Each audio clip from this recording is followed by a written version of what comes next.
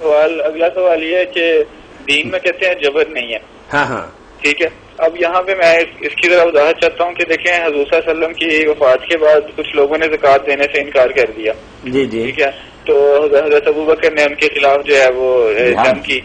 تو پھر اب ہم کیسے کہہ سکتے ہیں کہ بھئی ہم دین میں جبر نہیں ہے جبکہ دیکھیں اور اس میں بس آپ کا سوال سمجھ گئے. میں سوال جب شروع کرتے سمجھ جاتا ہوں، لمبا نہ کیا کرے کہ وقت تھوڑا.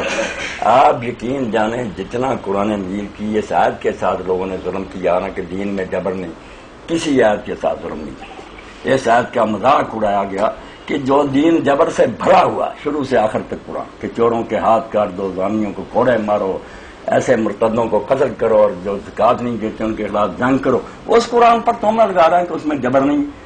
یعنی قانون جو ہے نا ہے ہی کوئی نہیں، جس کا جی چاہے کرے. یہ ہے اسلام.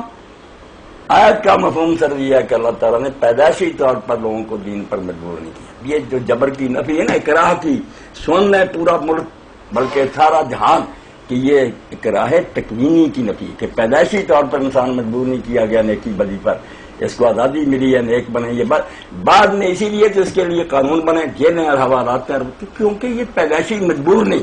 اگر مجبور ہوتا قانون بنانے کی ضرورت ہی نہیں. جیسے سورج چاند چل رہے یہ بھی چلتا رہتا، کیونکہ یہ غلط بھی چل سکتا. اس کے لیے جبر کی ضرورت پڑی کہ جیلیں بنائی جائیں، پولیس اور فوج بنائی جائے. قرآن نے بھی کوڑے اور فریبے، اور قرآن تو کہتا ہے اس کے لیے جبر چاہیے کیونکہ یہ گمراہ ہو سکتا. ایت کا معنی یہ صرف کہ یہ تقدیر کی طرف سے مجبور نہیں ہے. دین مجبور تو کرے گا، جو اسلام قبول کرے گا وہ کہ بعد میں کچھ نہیں کرنا میں نے اس پر. ایسا ہو سکتا ایک سے اس فوج میں بھرتی نہیں ہونا چاہتا نہ ہو، جب ہو گیا اب وہ کیا میں قوانین کی پابندی نہیں کروں، کورٹ مارشل تو ہوگا. تو اس آیت کے بارے میں خدا کے لیے توبہ کریں سب لوگ کہ دین میں جبر ہے. دین جبر سے بھرا ہوا، بالکل تلوار لٹک رہی ہے سر پر کہ جو ایسا کرے گا اڑا دیا جائے گا. صرف یہ کہ پیدائشی طور پر دوسری چیزوں کی طرح یہ مجبور پیدا نہیں کیا، یہ مختار پیدا ہوا. اس اختیار کی وجہ سے یہ غلط راستہ بھی اختیار کر لیتا صحیح، اس لیے اس کے لیے انعام بھی ہے، سزائیں بھی.